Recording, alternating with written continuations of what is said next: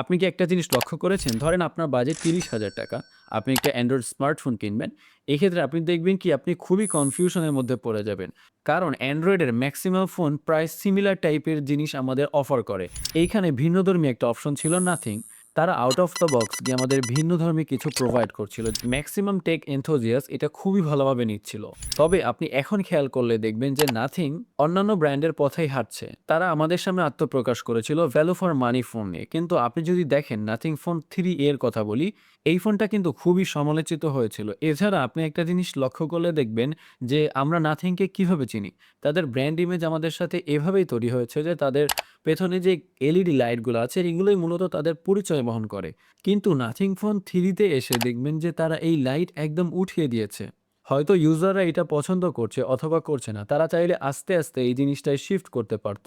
তবে তারা খুব ফাস্টলি এইটা শিফট করে ফেলেছে। নাথিং ফোনের অন্যতম জনপ্রিয়তার কারণ তাদের ক্লিন এক্সপেরিয়েন্স। মানে এইখানে আপনার এক্সট্রা কোনো অ্যাপের ঝামেলা নেই। কিন্তু আপনি বর্তমানে একটু খাটলে দেখবেন যে তারা হচ্ছে লক স্ক্রিনে অ্যাড শো করা শুরু করেছে। এইটা আরকি বিশাল বড় একটা চেঞ্জেস নাথিং ফোনের জন্য। এছাড়াও তারা তাদের লোগো চেঞ্জ করার সিদ্ধান্ত নিয়েছে। যেখানে আগের লোগোটা ছিল পিক্সেল টাইপের, পিক্সেল ডট টাইপের, যেটা পরিবর্তন করে তারা একটা ক্লিন লোগোতে শিফট করছে। এতদিন তারা টেক এনথুজিয়াস্টদের জন্য ফোন বানাতো। কিন্তু এখন তারা সিদ্ধান্ত নিয়েছে মূলত তারা একটা গ্লোবাল ব্র্যান্ডের দিকে আগাচ্ছে। যার কারণে এত বড়, বড় চেঞ্জেস আপনারা দেখবেন। একটা জিনিস দেখেন আপনি নাথিং ফোন 3A লাইট যেইটা আছে এইটার সাথে যদি আপনি দেখেন যে সিএমএফ ফোন 2 প্রো যেটা ওইটা প্রায় সিমিলারই জিনিস। এখানে সিএমএফ 2 প্রোর একটা লাইটার ভার্সন বলতে পারেন nothing phone 3A। Phone 3A light বের করার অন্যতম কারণ তারা হচ্ছে অফলাইন মার্কেটের মানে গ্র্যাব করতে চাচ্ছে। অফলাইন মার্কেটটা তারা ধরতে চাচ্ছে। তারা তাদের প্রফিট মার্জিন বাড়ানোর জন্য খুবই ফাস্ট মুভ করছে। এইটার অন্যতম কারণ আপনারা জানেন যে নাথিং $200 মিলিয়ন ফান্ডিং পেয়েছে। যখন আপনার কোম্পানিতে একটা ফান্ডিং এড হবে সেখানে আপনার জাস্ট ফান্ডিংটা আপনি পাচ্ছেন। এটার সাথে বড় রেসপনসিবিলিটি আছে। অর্থাৎ আপনার যে শেয়ার হোল্ডার তাদেরকে টাকা রিটার্ন দেওয়ার একটা প্রবণতা তৈরি হয়। যার কারণে কোম্পানিতে অনেক চেঞ্জেস আনা লাগে। এইটার একটা ফল আমরা নাথিং এর সাথে দেখতে পাচ্ছি। এই কারণের জন্য নাথিং চেষ্টা করছে কিভাবে তাদের প্রফিট বাড়ানো যায়। সো এর জন্য তারা যেকোনো কিছু করতেছে।